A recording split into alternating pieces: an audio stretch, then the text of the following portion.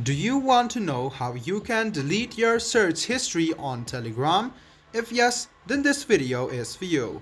Hello and welcome to 1-2-Step. It's your host back again with yet another interesting tutorial video. In this video, I'm going to teach you how exactly can you delete your search history on Telegram. So, without wasting our time, let's go ahead and open Telegram. What you want to do next is go ahead and click on search. And you can see these are your recent search history. In order for you to delete your history, go ahead and click clear all and then click clear all again. Doing this, you will delete all of your search history. Now let me go ahead and teach it to you again. Open Telegram, go to search, and you can see your recent history over here. Now to clear your history, go ahead and click clear all.